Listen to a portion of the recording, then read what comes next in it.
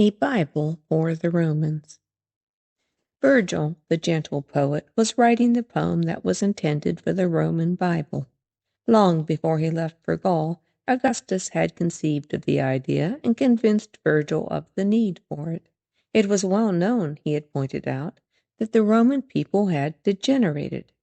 The early Romans had been hard-working, law-abiding, and God-fearing. Now they had grown soft and immoral. Something was needed to bring them back to the sturdy virtues of their forefathers. Some great poem should be written, Augustus felt, that would inspire them with pride in their race, their history, and their old religion. The Greeks had such a book in the Iliad of Homer, which kept alive the memory of their old gods and heroes. The Jews had a very sacred book which told of their God and the ancient days of their race. Why should not the Romans have a sacred book or poem? It was to Horace that Augustus had first spoken about writing it, but Horace, content now and quite happy on a farm in the hills which Maecenas had given him, was not to be tempted into any such long and arduous task. Virgil, more hard-working and conscientious, had been persuaded to undertake it, and so plans had begun for the famous Latin poem, the Aeneid. It was decided that the theme of the poem should be the old, well-known legend of Aeneas. He would show how difficult a task it had been for Aeneas to found the Roman race, and how he had been able to do it only because he had given instant obedience to the gods by whom he had been guided. Almost from the moment Virgil had consented to write the poem, Augustus had been impatient to read it. While away in Gaul, he kept writing so many letters to Virgil to inquire about his progress that the gentle poet was driven to mild desperation. "Upon my honor," he had replied, "if I had anything worth your listening to, I would gladly send it.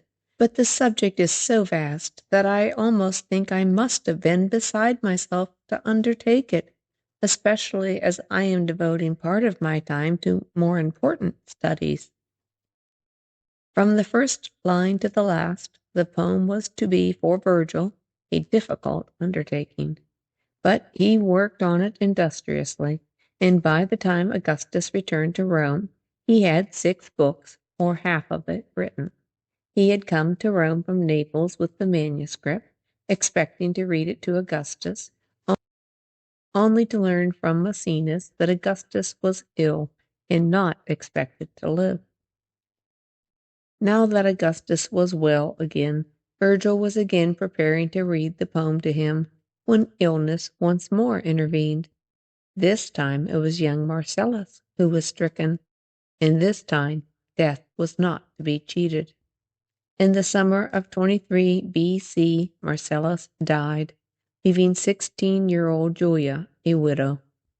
His mother, Octavia, was prostrated with grief. All Rome was shocked by his death. In mournful silence the crowds listened to the funeral oration and watched the procession winding out past the theater named for the boy, which is still standing in Rome, to the Campus Martius, where the body was to be cremated. Augustus was stunned by the loss, and could scarcely believe that the ashes of young Marcellus, and not his own, were the first to be laid in his newly completed tomb. That tomb may also still be seen in Rome. After the funeral, Virgil, returning to his home on the Esquiline, felt that, before reading it to Augustus, he must now add another verse to his Aeneid. The name of Marcellus, he thought, ought now to be included among those of future Roman heroes mentioned at the end of the 6th book.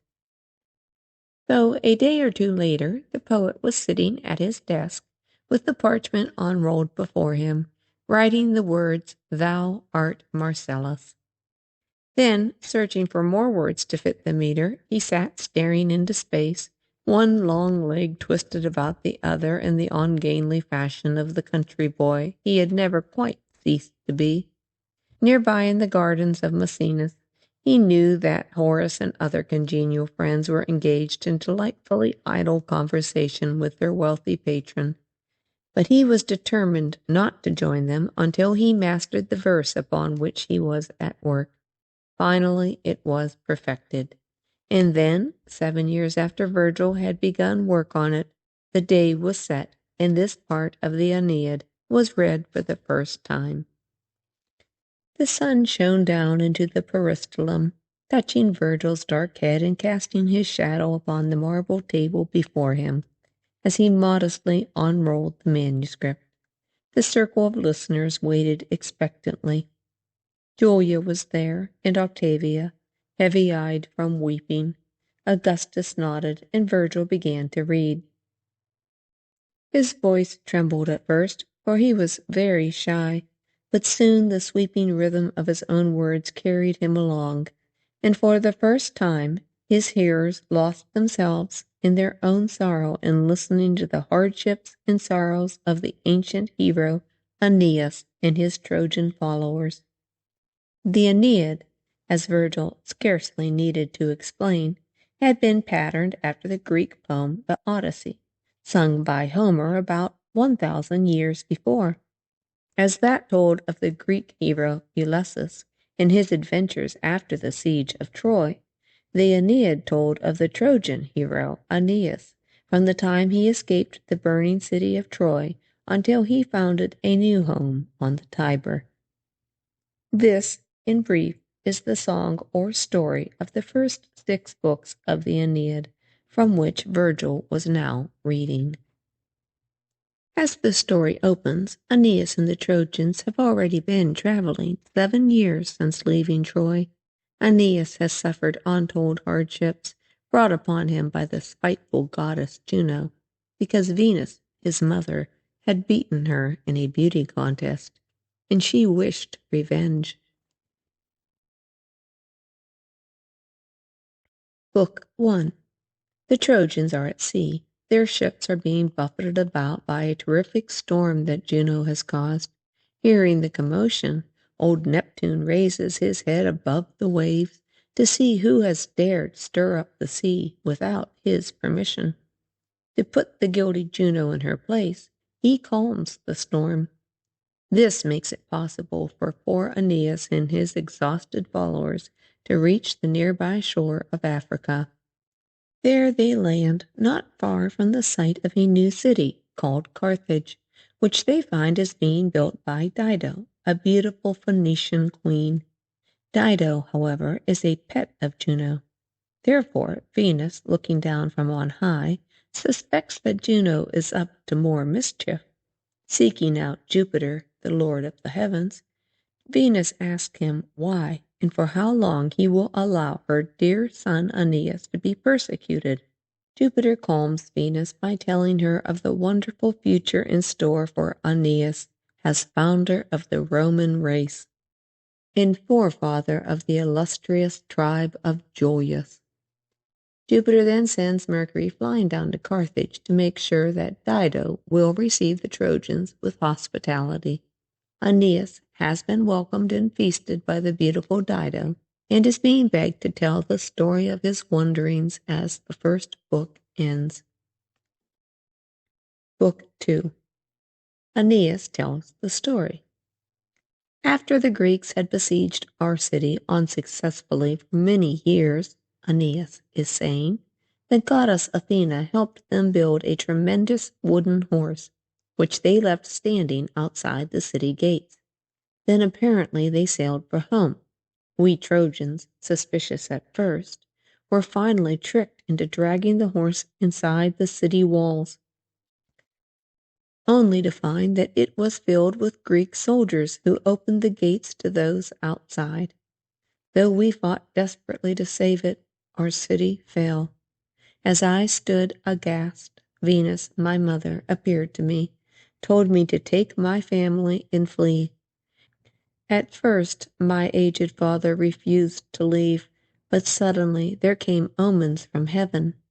The soft tuft of hair on my small son's head was seen to glow with light, and a star shot through the sky, making a path for us to follow.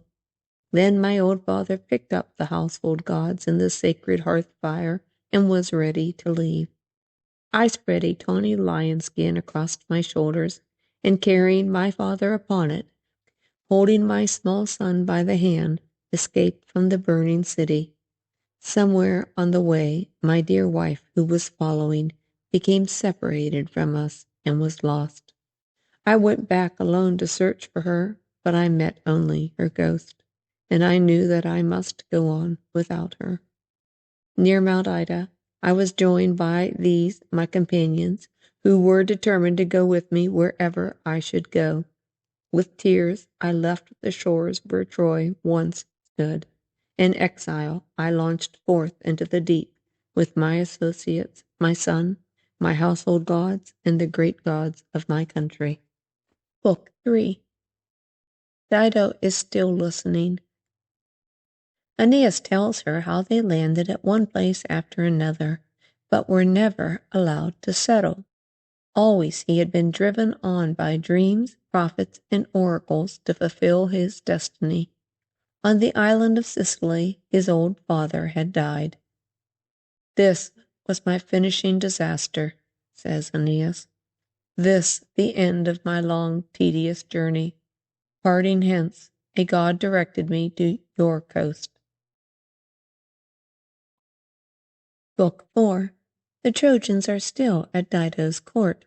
Dido has fallen deeply in love with Aeneas, and this is their love story, manipulated, interfered with, watched over by the gods and goddesses. It ends when Aeneas, obeying the command of Jupiter, deserts the broken-hearted Dido and sails away again, hoping this time to reach Italy to fulfill his destiny. Book 5. The Trojans are at sea. Looking back, Aeneas sees the smoke rising and the flames above the walls of Carthage, and suspects the truth that in her grief and despair Dido has taken her own life. Just out of sight of land, a storm arises and drives the Trojan ships back to Sicily. And there, where his old father had died the year before, Aeneas, as a devoted son, celebrates the anniversary with appropriate funeral games. Then again he sets sail for Italy. Book 6. Aeneas visits the land of the dead. Landing in Italy at last, Aeneas finds himself not far from Cumae, a city of Greek colonists, and near the mouth of a cave where Sibyl the priestess delivers the mysterious oracles of Apollo. Approaching her, Aeneas begs her to take him to visit his father in the land of the dead. "Easy is the path that leads down," says she, "but none may ever return from there who has not first found and plucked the golden bough." Searching for it in the forest, Aeneas is guided by 2 white doves, sent by Venus, to a tree on which there is a bough that looks exactly like mistletoe. Returning with it, he follows the priestess to the mouth of a hideous black cave. After sacrificing black bulls to Pluto, the god of the underworld, they enter the night-black opening. Passing by grief, fear, disease, war, and all those specters that lie between life and death, they finally reach the river Styx. There Charon, the grim boatman, is persuaded by sight of the golden bough to ferry them across the water. Pacifying Cerberus, the hideous 3-headed watchdog on the other side, Aeneas and the Sibyl pass through his well-guarded gate and along a pathway until it divides. To the left it leads down to a pit, twice as deep as heaven is high, where the wicked are being tortured and punished for their sins. To the right it leads into the green fields of the blessed. And there Aeneas finds his father. There, too, the old man points out to his son the souls of the future Roman heroes waiting to be born. Romulus is there, and all the clan who are to take the name from Iolus, son of Aeneas. Julius Caesar, the god, is there. Augustus Caesar, king of a golden age, and last of all, that youth of promise, who was to die so young, that pitiable youth, Marcellus. As Virgil reads those last lines, Octavia fainted. Later, in appreciation of the lasting honor he had paid her beloved son, she gave the poet a handsome reward. Augustus was deeply moved and gratified by the entire poem. He was sure that when the next 6 books had rounded out the story, all that he hoped for would be accomplished. However, Virgil was not satisfied. Though he was to work on it for 11 years, conscientiously and devotedly, and finish the 12 books, its author was never to be satisfied with the Aeneid. Perhaps it was because he was a lover of truth, and he was forcing himself to preach of old gods in whom he no longer believed.